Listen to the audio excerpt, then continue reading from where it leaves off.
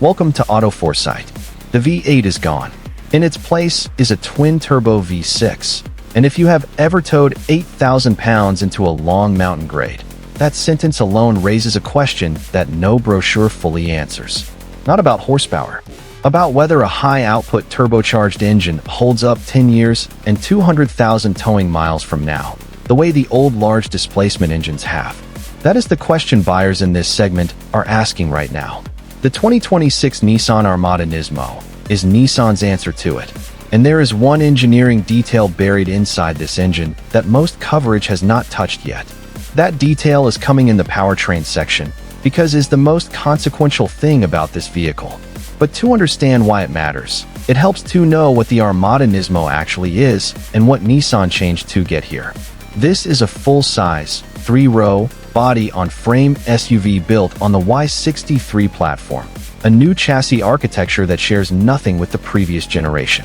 Nissan confirmed it on sale in the United States market, positioned at the top of the Armada lineup above the Pro 4X. The NISMO trim is not a cosmetic package.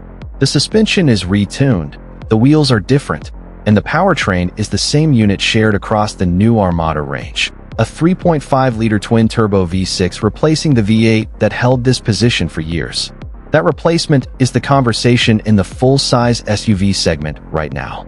Most rivals in this space have kept large displacement V8 engines as the headline option. Nissan moved in a different direction, and the Armada NISMO is the most direct statement of that bet. According to Nissan's official figures, the NISMO variant produces 460 horsepower and 516 pound-feet of torque, paired to a 9-speed automatic transmission. The tow rating is confirmed at 8,500 pounds. The torque figure is the first thing worth understanding clearly. 516 pound-feet from a turbocharged engine arrives lower in the rev range than it would from a naturally aspirated engine of comparable size, which means when a loaded trailer needs to move from a standing start, the pull is there immediately rather than building as the revs climb. That is the practical difference between these two engine types for real towing use, and is where the V6 makes its strongest case on paper. Now, the concern that discussions on r/Nissan have raised consistently over the past month. Can a high-output twin-turbo V6 actually survive the sustained thermal stress of heavy towing at high mileage? V8 loyalists in those threads are direct about it. The worry is not about the peak number, is about what happens at 150,000 miles of regular trailer work. Here is the detail that most coverage has not led with. The Armada NISMO uses a scavenging oil pump with origins in the GTR. In plain terms, a secondary oil management system built to prevent oil starvation when the engine is under steep angles or high lateral loads. That is not a component carried over from a standard truck engine. Is a piece of engineering developed for a performance car that is now doing duty in a hauling application. It directly addresses one of the real mechanical failure modes that high-output engines can face under sustained towing stress. Not oil pressure during normal driving, but oil delivery when the geometry of the situation changes. Consumer Guide's published review of the Armada Pro 4X noted a real-world fuel economy average of 16.3 miles per gallon, which V8 loyalists expecting a penalty here will find broadly comparable to what the previous generation returned under similar conditions. What remains genuinely unconfirmed is whether this oil management system translates to the long-term durability numbers at 200,000 miles that V8 buyers are used to citing. The engineering case is clear. The ownership data does not exist yet for this generation. The Chevy Tahoe RST approaches this differently. Chevrolet's confirmed figures place the 5.3-liter V8 in the RST at 383 pound-feet of torque, 133 pound-feet below the Armada's figure at the comparable trim level. For anyone weighing both options, that torque gap is most immediately felt under load from a stop or when holding speed on a grade. The Tahoe's counterargument is not torque, is 3 decades of documented high-mileage reliability data on a mechanically simpler engine.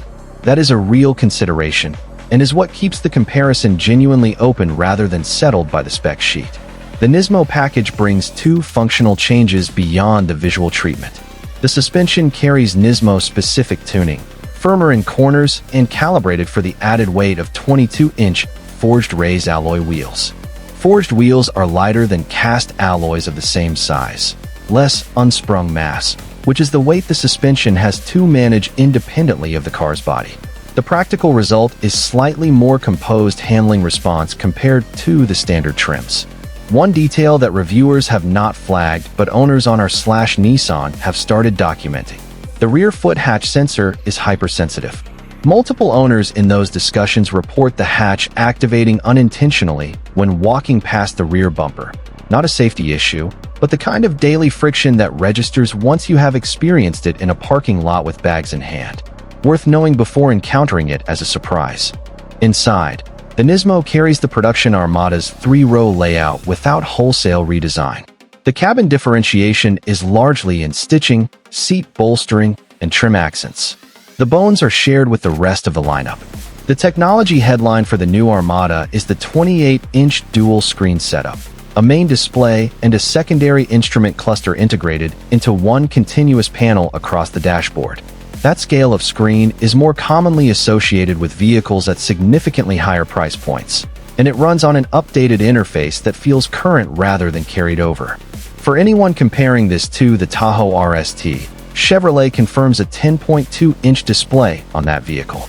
The gap between 28 inches and 10.2 inches is not a matter of preference, is a difference in the generation of product feel the moment a driver sits down. Both figures are confirmed by their respective manufacturers. Driver assistance systems are standard across the Armada lineup. The NISMO does not add or subtract from that set. The performance package is focused on chassis and powertrain, not on expanding the driver aid tier. The 2026 Armada is confirmed for sale in the United States. Nissan's official site confirms the NISMO as a production trim within the lineup.